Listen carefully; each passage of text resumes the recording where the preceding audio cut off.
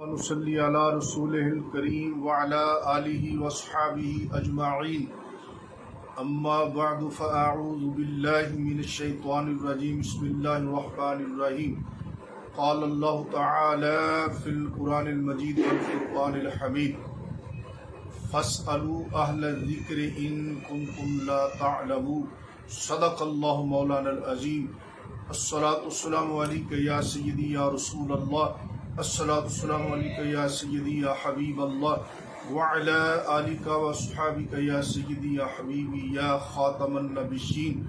حمد و صلاۃ کے بعد حضرات گرامی قدر، مسئلہ استعانت و استمداد شروع ہے۔ ایک کلپ پہلے آپ سماعت فرما چکے ہیں، ان آیات بینات پر مشتمل ہے جن آیات بینات کو استعانت و استمداد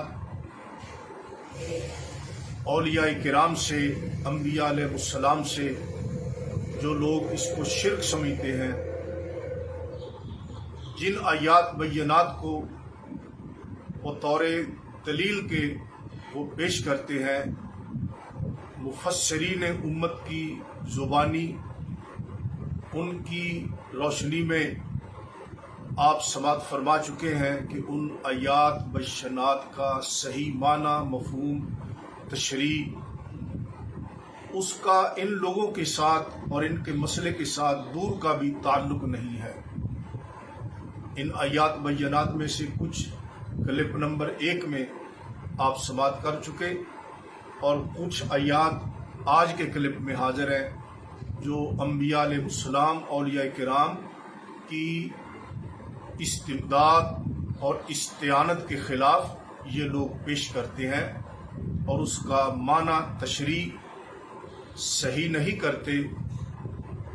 آئیے قرآن مجید فرماتا ہے فَاسْأَلُوا أَهْلَ الذِّكْرِ إِن كُنتُمْ لَا تَعْلَمُونَ، ان سے پوچھو جو اہل ذکر ہیں اگر تم نہیں جانتے۔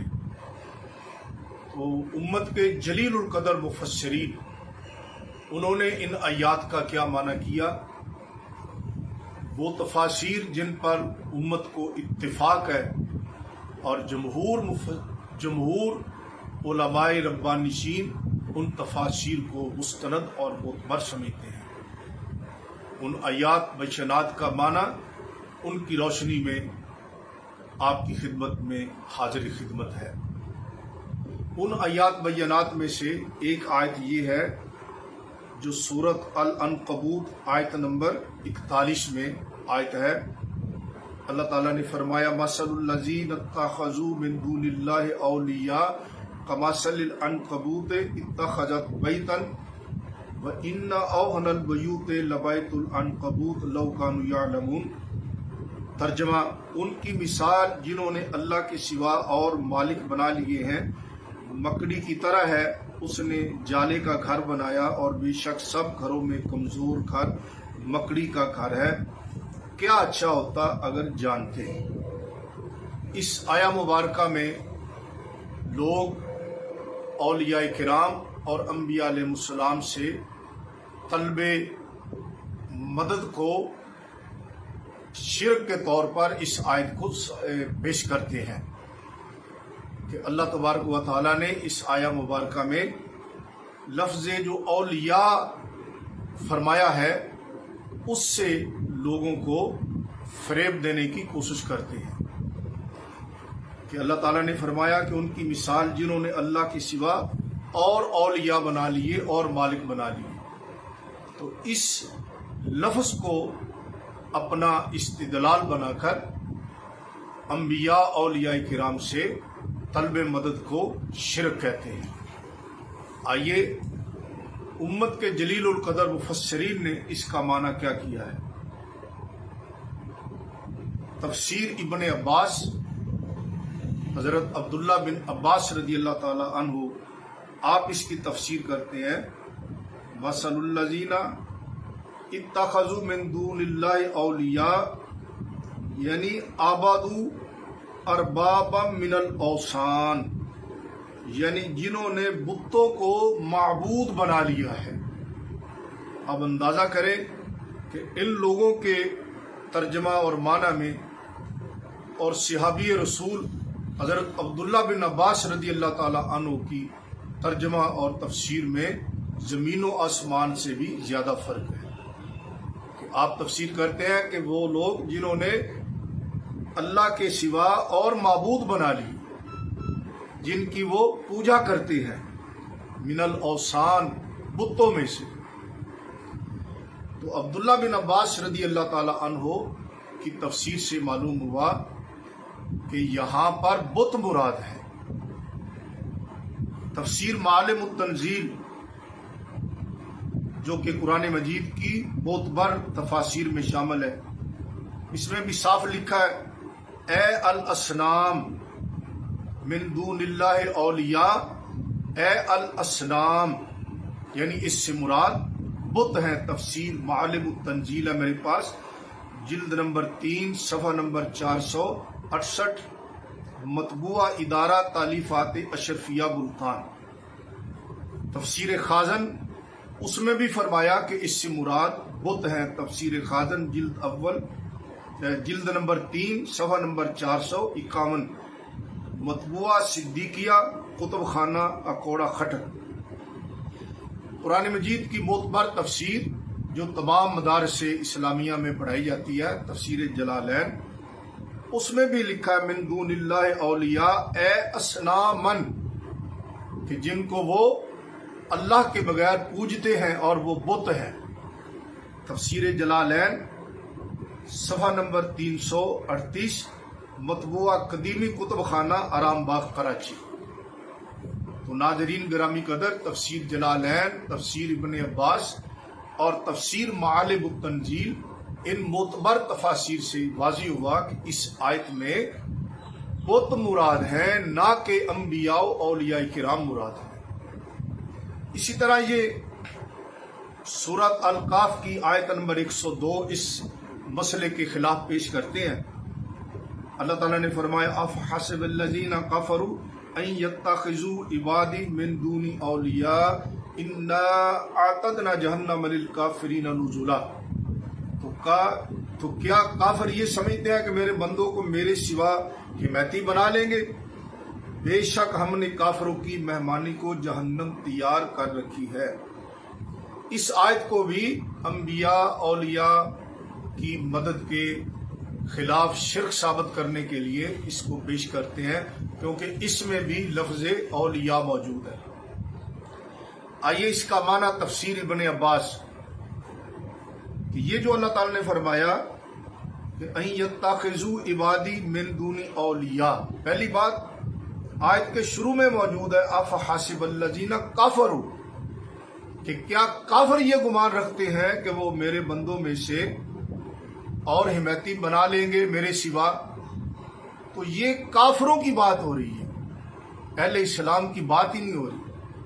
اور کافروں والی آیت اٹھا کر اہل اسلام پر چسپاں کر دینا یہ خارجیوں کا طریقہ ہے. جیسا کہ صحیح بخاری میں حدیث ہے کہ حضرت عبداللہ بن عمر رضی اللہ تعالی عنہ خارجیوں کو اس لیے ساری مخلوق سے زیادہ بدترین سمجھتے تھے کہ وہ کافروں والی آیات اہل اسلام پر چسپاں کر دیتے.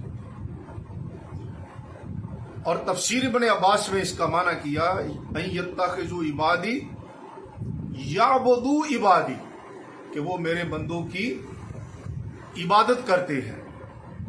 یعنی یہاں کافروں کا اور ان کا غیر اللہ کی عبادت کرنے کا رد ہے، نہ کہ انبیاء اولیاء سے اس امداد کا رد ہے.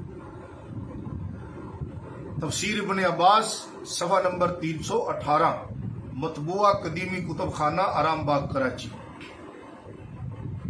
تفسیر خازن میں بھی یہی فرمایا افحسب الذین کفروا ان یتخذوا عبادی من دونی اولیاء، یعنی اربابن، یعنی اللہ کے سوا وہ ان کو رب بناتے ہیں. جیسا کہ عیسائی عیسیٰ علیہ السلام کو رب مانتے ہیں، اور اسی طرح کئی کافر لوگ ملائکہ کرام کو رب مانتے ہیں، رب کا شریک مانتے ہیں. تو یہاں رب بنانے کی نفی ہے کہ ما سوا اللہ کوئی رب نہیں ہے، الہ نہیں ہے، معبود نہیں ہے۔ تفسیر خازن والوں نے بالکل صاف اس کی تشریح فرمائی۔ اور اسی طرح تفسیر خازن جلد نمبر 3 ہے، صفحہ نمبر 227 ہے، اور یہ ہے میرے پاس تفسیر معالم التنزیل قرآن مجید کی معتبر تفسیر۔ اس میں بھی انہوں نے یہی تفسیر کی، اربابن یرید بالعبادت، کہ یہاں پر رب بنانے کی نفی ہے کہ اللہ کے ما سوا کو رب نہیں ہے، نہ کہ انبیاء اولیاء سے مدد طلب کرنے کی کوئی مذمت ہے معاذ اللہ۔ تفسیر معالم التنزیل جلد نمبر 3 صفحہ نمبر 185، اور یہی مفہوم تفسیر جلالین میں ہے، صفحہ نمبر 253۔ تو اکثر مفسرین نے اس آیہ مبارکہ کا یہی مفہوم بیان کیا ہے۔ تو مفسرین کرام کی ان تشریحات سے یہ بات روز روشن کی طرح واضح ہوئی کہ ان آیات میں انبیاء علیہ السلام، اولیاء کرام اللہ کے محبوب و مقرب بندوں سے مدد طلب کرنے کی نہ مذمت ہے، نہ نفی ہے، نہ رد ہے، بلکہ کافروں کا رد ہے اور بتوں کی مذمت اللہ تعالیٰ نے بیان فرمائی، ان کا عاجز ہونا بیان فرمایا۔ اسی طرح ایک اور آیت یہ پیش کرتے ہیں، سورۃ الاحقاف آیت نمبر 5 اور 6، وَمَنْ أَضَلُّ مِمَّنْ يَدْعُو مِن دُونِ اللَّهِ مَن لَّا يَسْتَجِيبُ لَهُ إِلَىٰ يَوْمِ الْقِيَامَةِ وَهُمْ عَن دُعَائِهِمْ غَافِلُونَ۔ ترجمہ، اور ان سے بڑھ کر گمراہ کون جو اللہ کے سوا ایسوں کو پوجے جو قیامت تک ان کی نہ سنے اور انہیں ان کی پوجا کی خبر تک نہیں۔ اس آیہ مبارکہ کو بھی انبیاء علیہ السلام، اولیاء کرام سے طلب مدد کے سلسلہ میں شرک ثابت کرنے کے لیے اس آیہ مبارکہ کو بھی یہ لوگ پیش کرتے ہیں کہ دیکھو وہ تمہاری پکار نہ سنتے ہیں، نہ ہی جواب دیتے ہیں، اور وہ تمہاری پکار سے غافل ہے۔ اب جب آیت پڑھ کر ترجمہ یہ کریں گے اور اس کی نسبت انبیاء اولیاء سے کریں گے تو عام بندہ تو فریب میں مبتلا ہوگا ایک بار کہ بھی یہ قرآن پڑھ رہا ہے، لیکن میرے بھائی اصل میں ترجمہ اور تشریح میں ان لوگوں نے غلط بیانی سے کام لیا۔ اگر یہ تشریح اور ترجمہ غلط نہ کرتے تو کبھی بھی ان کا مسئلہ ثابت نہ ہوتا۔ اب مفسرین امت تفسیر جلالین، جو کہ میں کئی بار پہلے بتا چکا ہوں کہ تفسیر جلالین یہ تمام مدارس اسلامیہ میں سبقاً پڑھائی جاتی ہے اور بڑی مستند اور معتبر تفسیر ہے تفسیر جلالین۔ اب اس میں ارشاد فرمایا کہ من لا یستجیب لہ الی یوم القیامہ، جو قیامت تک جواب نہیں دے سکتے، اس سے مراد بت ہیں، وَهُمُ الْأَصْنَامُ، یہ بت ہیں جو قیامت تک جواب نہیں دے سکتے، جو تمہاری پکار سے غافل ہیں۔ امام جلال الدین سیوطی رحمۃ اللہ اور جلال الدین محلی رحمۃ اللہ، ان دو بزرگوں نے یہ تفسیر مبارک لکھی، اور اس میں راجح قول کا وعدہ کیا گیا ہے کہ تفسیر جلالین میں اگر ایک تفسیر میں کئی اقوال منقول ہوں گے تو وہ قول بیان کیا جائے گا جو سب سے راجح اور زیادہ قوی قول ہوگا۔ اور تفسیر جلالین صفحہ نمبر 416، مطبوعہ قدیمی کتب خانہ آرام باغ کراچی، اس میں واضح طور پر یہ لکھا ہے کہ جو قیامت تک جواب نہیں دے سکتے، تمہاری پکار سے غافل ہے، وَهُمُ الْأَصْنَامُ، وہ بت ہیں۔ اب مفسرین امت تو فرماتے ہیں کہ یہ بت مراد ہے، اور ان لوگوں نے اسی آیت کو اٹھا کر اللہ کے نبیوں اور ولیوں پر چسپاں کر دیا معاذ اللہ۔ اسی طرح تفسیر مدارک التنزیل قرآن مجید کی معتبر تفسیر ہے۔ علامہ نصفی علیہ رحمہ اس میں صاف فرماتے ہیں کہ جو قیامت تک جواب نہیں دے سکتے اور وہ تمہاری پکار سے غافل ہے، ہم الاصنام، وہ بت ہیں۔ بت ہیں انبیاء علیہ السلام اور اولیاء کرام پر اس آیت کو چسپاں کرنے والوں، خوف خدا کرو اور قبر حشر کو سامنے رکھو. دیکھو مفسرین امت اس آیت کا کیا معنی کرتے ہیں اور تم اس کا کیا معنی کرتے ہو. محمد علی انجینئر صاحب اور اس کے دیگر رفقا وہ اپنے گریبان میں جھانکیں اور اپنی اصلاح کی کوشش کریں کہ مفسرین امت کو چھوڑ کر وہ خود اپنے خود ساختہ قرآن مجید کے معنی اور تشریح کر کے کس طرح لوگوں کو ورغلا رہے ہیں. تو انہیں مفسرین امت کا دامن تھام کر انہیں قرآن مجید کی تفسیر اور تشریح کرنی چاہیے. تو تفسیر مدارک میں بھی اور جلالین میں بھی صاف لکھا ہے کہ اس سے مراد بت ہے. اب بتوں والی آیات اللہ کے نبیوں ولیوں پر چسپاں کرنا ایک تو تحریف قرآن ہے اور دوسرا اللہ کے نیک بندوں کی یہ توہین ہے کہ معاذ اللہ انہیں بتوں کی صف میں کھڑا کرنا. بت تو نجس ہے اور اللہ کے نیک اور مقرب بندے وہ تو پاکیزہ مقدس مطہر ہیں، اور بت تو جہنم میں جائیں گے اور اللہ کے مقرب بندے تو اللہ کی عطا سے جنت کے وارث ہے. اللہ فرماتا ہے تلک الجنۃ التی نورث من عبادنا من کان تقیا. جو ہمارے نیک بندے ہیں وہ انہیں ہم اپنی جنت کا وارث بنائیں گے. تو جو اللہ کے نیک بندے ہیں وہ تو جنت میں جائیں گے اور وہ تو اللہ کے مقرب ہیں، اللہ کے پیارے ہیں، اور بت نجس ہیں اور ان کا ٹھکانہ جہنم ہے، وہ جہنم میں جائیں گے. کافروں کو شرمندہ کرنے کے لیے اللہ ان کے بتوں کو بھی جہنم میں ڈال دے. تو انبیاء علیہ السلام اولیاء کرام کو، اللہ کے مقرب بندوں کو خدارا بتوں کی صف میں مت کھڑا کرو اور اپنی عاقبت نہ خراب کرو. قرآن مجید کی جب تک یہ لوگ خود ساختہ تشریح نہیں کریں گے اس وقت ان کا مسئلہ ہی ثابت نہیں ہو سکتا. ان کے مسئلے کی بنیاد ہی یہ ہوتی ہے کہ مفسرین امت کو چھوڑو اور من مرضی کا معنی کرو. میرے بھائی، اسی طرح یہ قرآن مجید کی ایک اور آیت پڑھتے ہیں قُلِ ادْعُوا الَّذِينَ زَعَمْتُم مِّن دُونِهِ فَلَا يَمْلِكُونَ كَشْفَ الضُّرِّ عَنكُمْ وَلَا تَحْوِيلًا. تم فرماؤ پکارو انہیں جن کو اللہ کے سوا گمان کرتے ہو کہ وہ اختیار نہیں رکھتے تم سے تکلیف دور کرنے کا اور نہ پھیر دینے کا. اولئک الذین یدعون یبتغون الی ربہم الوسیلۃ ایہم اقرب وَيَرْجُونَ رَحْمَتَهُ وَيَخَافُونَ عَذَابَهُ إِنَّ عَذَابَ رَبِّكَ كَانَ مَحْذُورًا. وہ مقبول بندے جنہیں یہ کافر پوجتے ہیں وہ آپ ہی اپنے رب کی طرف وسیلہ ڈھونڈتے ہیں کہ ان میں کون زیادہ مقرب ہے، اس کی رحمت کی امید رکھتے اور اس کے عذاب سے ڈرتے ہیں. بے شک تمہارے رب کا عذاب ڈر کی چیز ہے.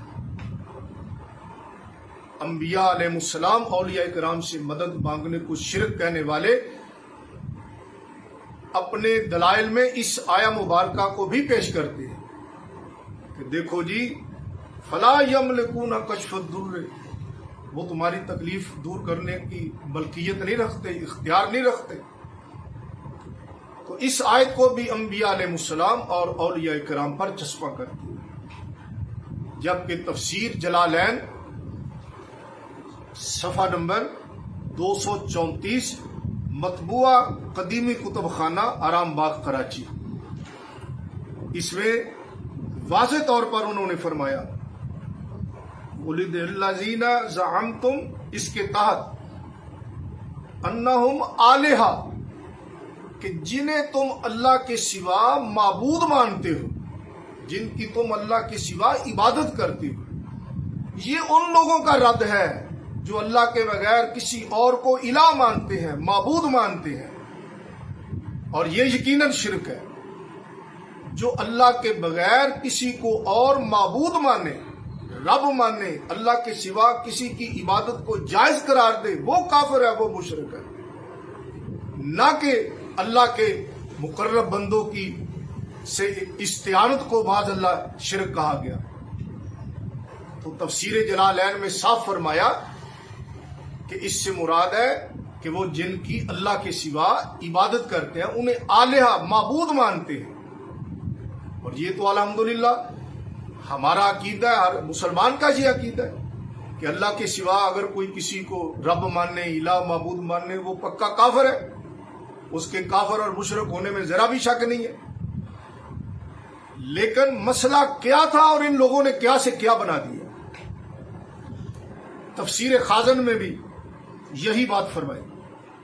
تفسیر خازن جلد نمبر 3 صفحہ نمبر 178، مطبوعہ صدیقیہ کتب خانہ اکوڑا خٹک۔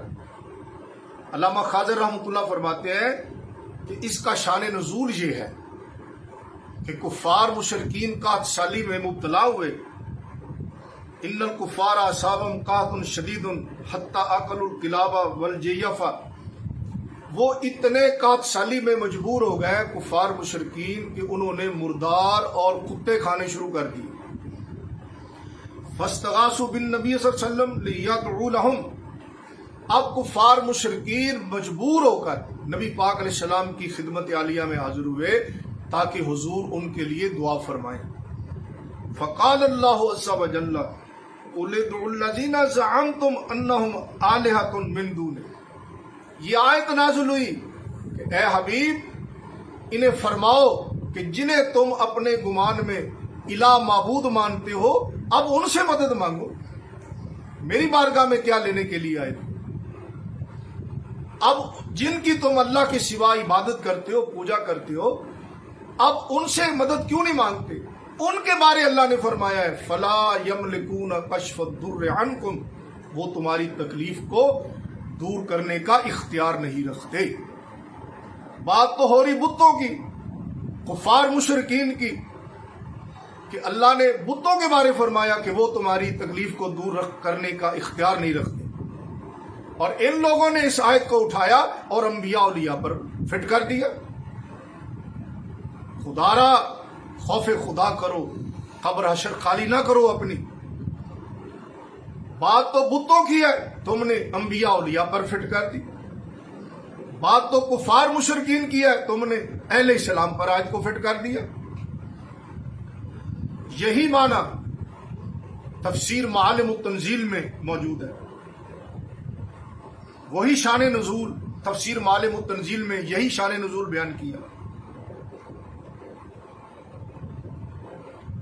تو اس آیا مبارکہ میں بھی اللہ تبارک و تعالیٰ نے کفار اور مشرکین اور ان کے معبودان باطلہ کا رد کیا، بتوں کا رد کیا، اور بتوں کی مذمت میں وارد ہونے والی آیت کو اٹھا کر انبیاء اولیاء پر فٹ کر دینا، اس سے بڑی ناانصافی اور کیا؟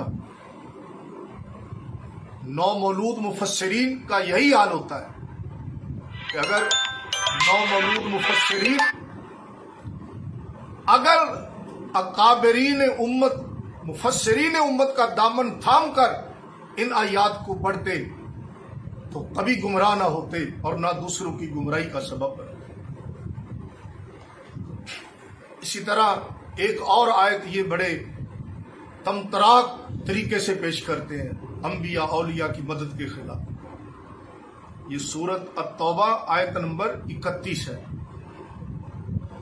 اتخذوا احبارهم ورهبانهم اربابا من دون اللہ والمسیح ابن مریم وما امروا الا ليعبدوا الها واحدا لا اله الا هو سبحانہ عما یشرکون۔ ترجمہ، انہوں نے اپنے پادریوں اور جوگیوں کو اللہ کے سوا خدا بنا لیا اور مسیح ابن مریم کو، اور انہیں حکم نہ تھا مگر یہ کہ ایک اللہ کو پوجیں، اس کے سوا کسی کی بندگی نہیں، اسے باقی ہے ان کی شرک سے۔ اب اس آیا مبارکہ میں بھی کیونکہ من دون اللہ کے الفاظ ہیں اور اس سے پہلے احبار اور رہبان کا ذکر ہے اور عیسیٰ بن مریم علیہ السلام کا ذکر ہے، تو یہ لوگ اس آیا مبارکہ کو بھی استدلال بنا کر انبیاء اولیاء کی مدد کے خلاف پیش کرتے ہیں. کہتے ہیں جی دیکھو اللہ کے نبی ولی معاذ اللہ وہ من دون اللہ ہے کہ اس آیت میں عیسیٰ بن مریم علیہ السلام کو من دون اللہ میں شمار کیا گیا ہے. سب سے پہلے میرے بھائی یہ دیکھیں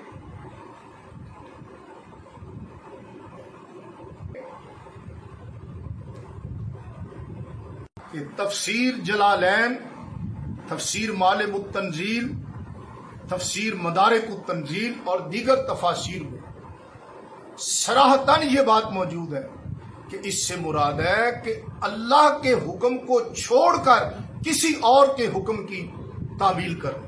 یہاں حکم الہی کے تقابل میں بات ہے، اور اس کو کون جائز سمجھتا ہے کہ ایک طرف اللہ کا حکم ہے اور اللہ کے حکم کو چھوڑ کر معاذ اللہ کسی اور کے حکم کی تعمیل کی جائے.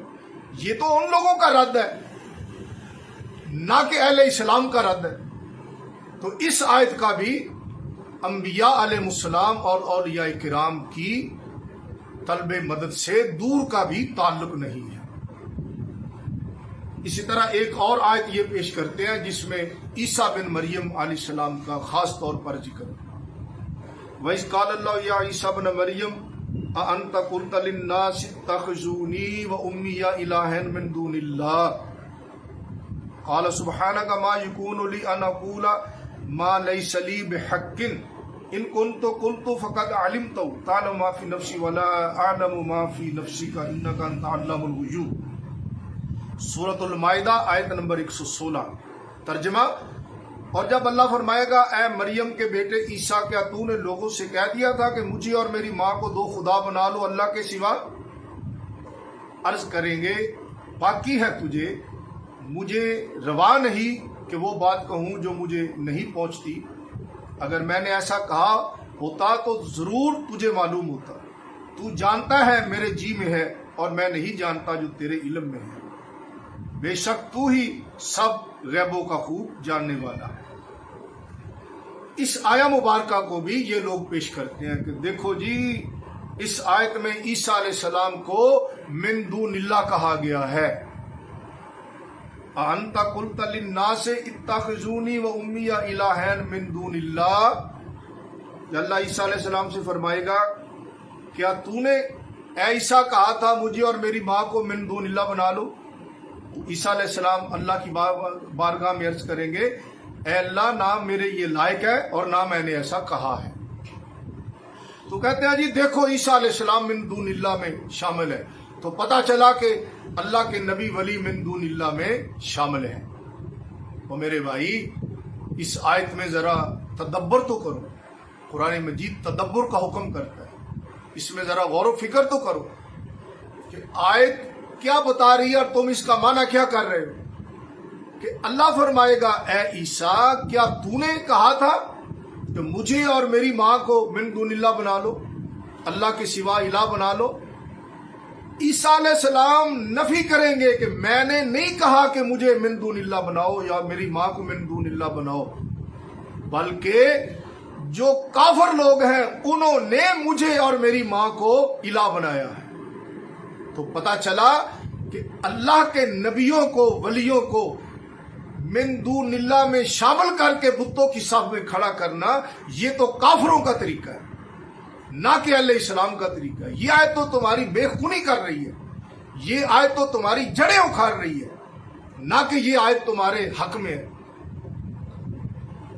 تو حضرات گرامی قدر، قرآن مجید فرقان حمید کی یہ کوئی 11-12 اندازے سے آیات مبینات میں نے آپ کی خدمت میں وہ پیش کی ہے جو اکثر و بیشتر یہ لوگ گلیوں بازاروں مساجد اپنی محافل میں ان آیات کو پڑھ کر اور ترجمہ تشریح غلط کر کے ایک عام سادہ لو مسلمان کو یہ تاثر دینے کی کوشش کرتے ہیں کہ دیکھو انبیاء علیہ السلام اور اولیاء کرام سے مدد طلب کرنا بطور وسیلہ ہو تو یہ شرک اور کفر ہے.